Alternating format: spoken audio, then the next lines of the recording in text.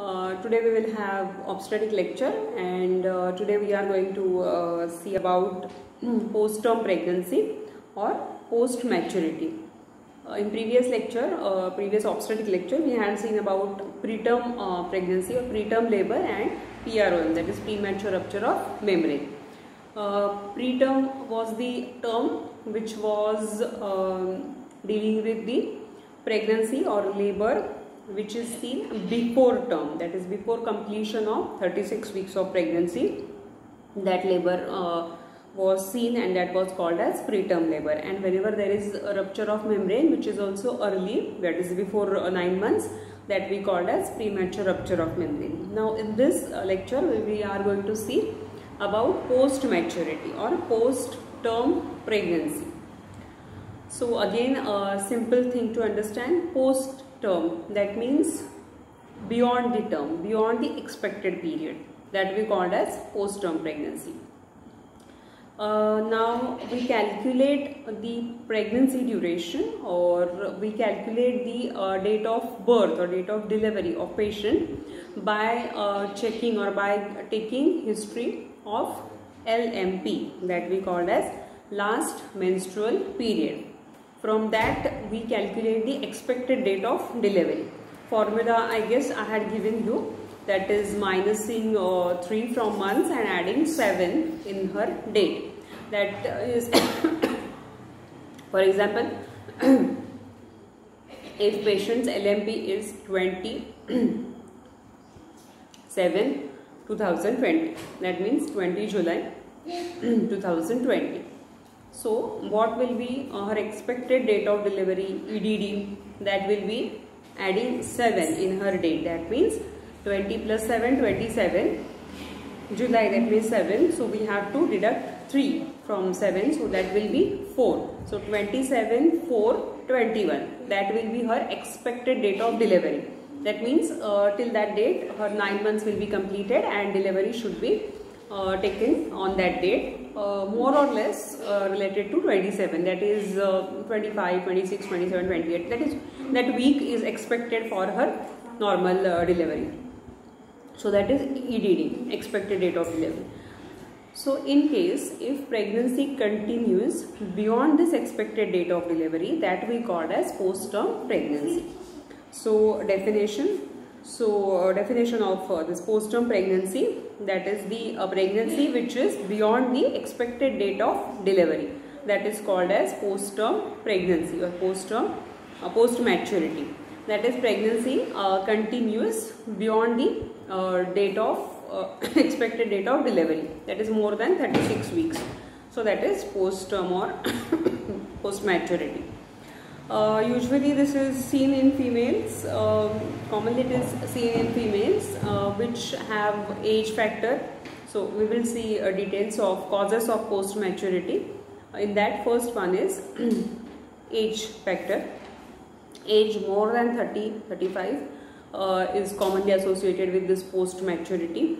Patients with advanced age show this post-term pregnancy.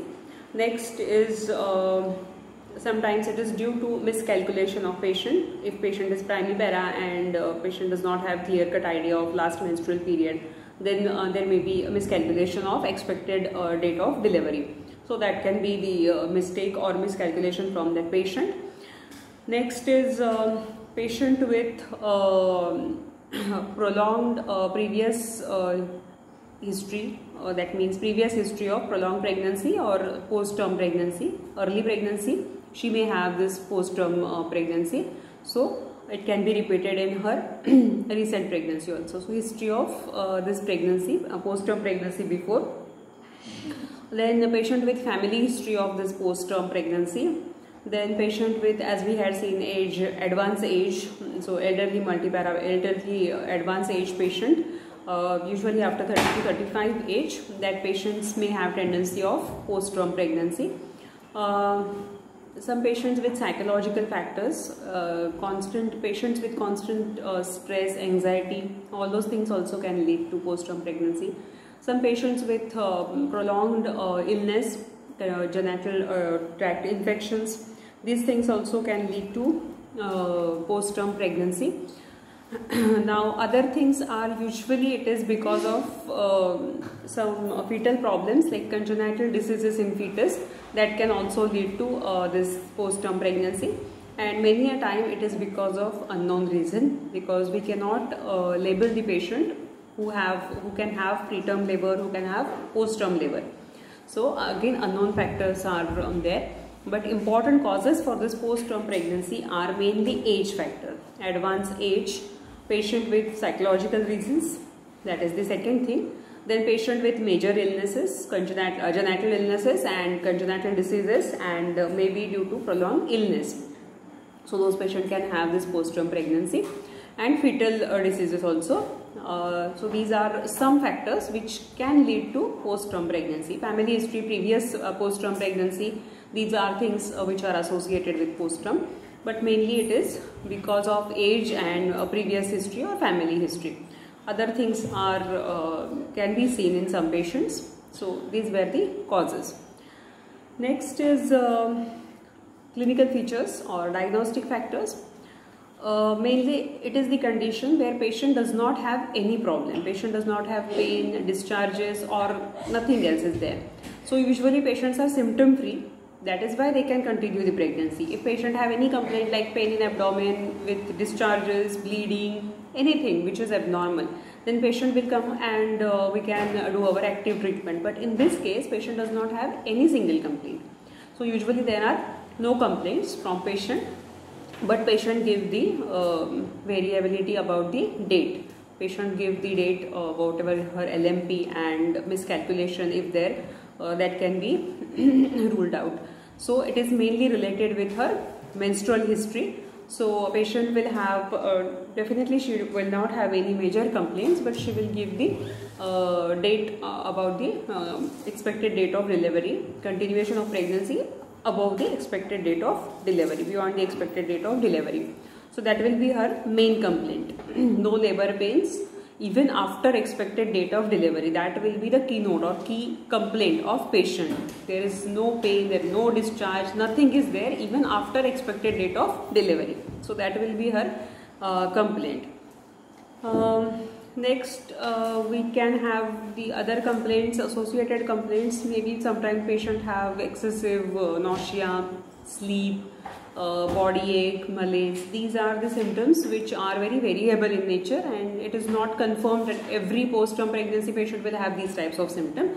So usually patient have no major symptoms. Only thing is that patient complain of continuation of pregnancy beyond expected date of delivery. That is the main complaint from patient. Now on examination, clinical features are general signs are usually normal, because if at all there is any problem related to her blood pressure, about her weight, edema, anything, then we can do the active treatment for that. But these patients, they don't have any signs, abnormal signs. So general examination is usually normal, but in some females there may be increased blood pressure, there may be increased edema, fetal edema especially. These types of general signs we can see. Sometimes signs of anemia, but it is not conclusive. This type of signs are found in all the post-term pregnancy, but these signs can be associated. So increased blood pressure, edema, and sometimes signs of anemia. On our upper abdomen examination, palpation, height of uterus or size of uterus is not increased. We have some standard heights, uterine heights during our ANC examination. Uterine height increases from a small size of uterus like egg-shaped uterus, which is not palpable in initial months. In mid-term, uterus becomes palpable at pelvic cavity, then beyond umbilicus, at the level of umbilicus, then above umbilicus, and it reaches up to ensiform cartilage till completion of her pregnancy. So that is uterine heights, fundal heights, which usually reaches up to sternum or ensiform cartilage by the end of pregnancy. If pregnancy continues beyond the expected date of delivery, that can cause excessive growth of uterus enlarges above the sternum level. It is not like that. In fact, uterus or size of uterus or fundal height decreases as there is increase in the days or weeks beyond the expected date of delivery. The height of fundus or height of uterus starts to decrease. It is because of the absorption of amniotic fluid by baby, and so the height of uterus remains at the same level at of 36 weeks, or it starts to decrease. So there is no increase in the height of uterus, or there should not be increase in the fundal height in the postterm pregnancy. So usually fundal height is at the level of sternum or ensiform cartilage, or it starts to decrease. Other things are fetal bones, fetal skull bones. They are usually hard to palpate. If there is postterm pregnancy, these bones are hard to palpate. Quantity of amniotic fluid, as I told, it starts to decrease because of absorption, and uterus is palpable. Usually it is soft, and other things are usually normal. Fetus is palpable, FHS are heard, so per abdominal examination is normal. PSPV examination, there is sometimes there is discharge, or cervix is soft but there is no cervical dilatation. If there is cervical dilatation, labor progresses and there should be vaginal delivery, or delivery should occur. But in this case, cervix is closed, it is enlarged, soft, but it is not dilated. And on examination, we can palpate the fetal parts by PV examination. If fetal head is presenting, we can palpate the fetal skull bones. They are usually hard on our examination. So these are the clinical features, symptoms and signs of postterm pregnancy. Now investigations are usually, we advise investigations, as routine investigations are already done in ANC, USG and other things. But for postterm pregnancy, for confirmation of fetal well-beingness, whether the fetus is alive, whether the fetus have normal everything, and if amniotic fluid is sufficient, and other things should be monitored. So we advise USG basically for fetus well-beingness. So, and fetal maturity also. And to detect the placental condition, placental insufficiency and other things if they are present, so we advise ultrasonography. So by ultrasonography we can confirm that fetus is mature, complete maturity of fetus is there, and all organs and other things are normal, and placenta is normal. Whether the condition of placenta is normal or not, we can confirm that all things from USG. So first basic investigation we advise is USG, because there may be some problem by calculation of patient. We had seen in causes of postpartum pregnancy, some patient does not have the clear idea from which date they have to calculate their pregnancy period, or what should be her LMP, last menstrual period, especially seen in early pregnancy or first pregnancy, primipara patient. These problems can happen. So whether it is miscalculation or it is post-term pregnancy. So for confirming that, we have to advise USG. By USG we can confirm the baby is over mature or it is post-term. So we advise USG. Next investigation sometimes advised is amniocentesis. Amniotic fluid is tapped from the abdominal cavity and it is examined for any abnormal factor in the baby fetus. So these investigations we do for this post-term pregnancy. Usually for USG is advised, and in some patients, to rule out any congenital disease, malformation, major changes in baby, we do the amniocentesis.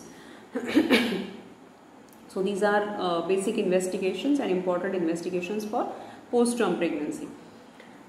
After doing these investigations, we confirm our diagnosis that baby is post-mature baby or any other thing is associated with that baby. After confirmation of our diagnosis, this post-term baby should be delivered now, because post-maturity does not indicate that baby will be grown more than expected level. That means ideal weight of baby, it is 2.5 to 3 kg, normal healthy baby. So it is not the condition that if baby is post-mature, pregnancy is post-term pregnancy, that means baby's weight will increase. It is not like that. After completion of pregnancy, baby does not grow more than expected period. Baby's weight does not increases more than 3 or 4 kgs.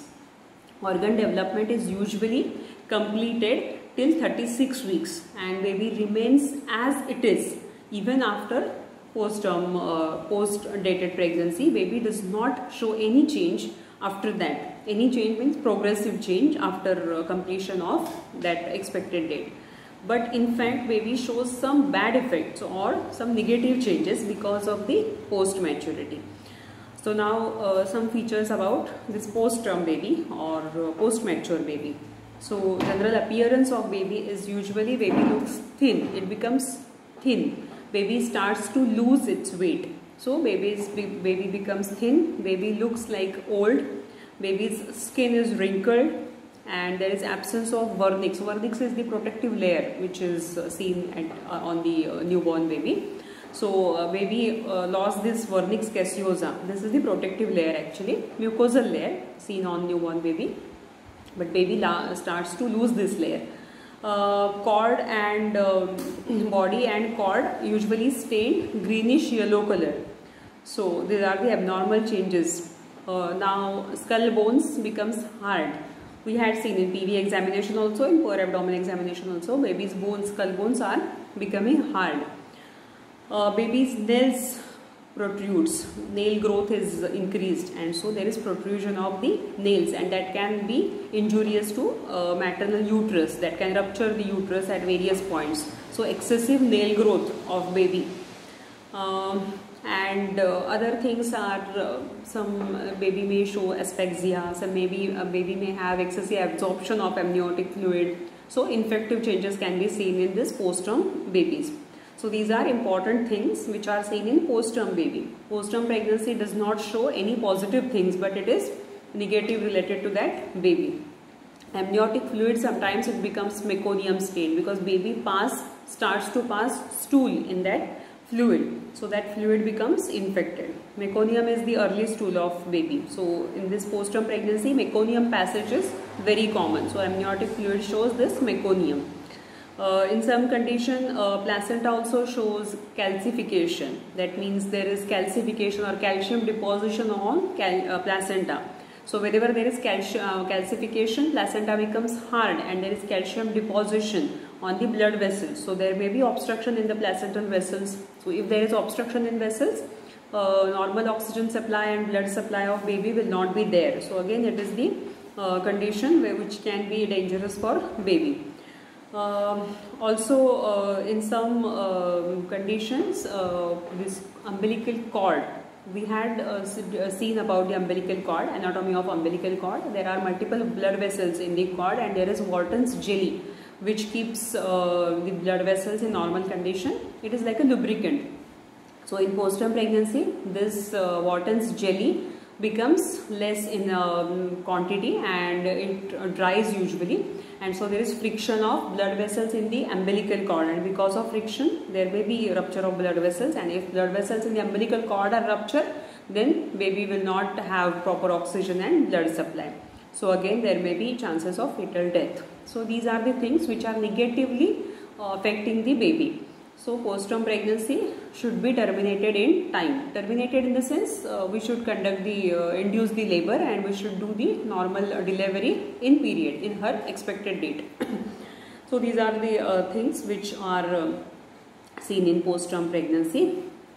Now complications of postpartum pregnancy, because of the decreased function of placenta and umbilical cord, there may be diminished blood supply and oxygen supply to baby. So chances of fetal death, fetal asphyxia, fetal infection can be there.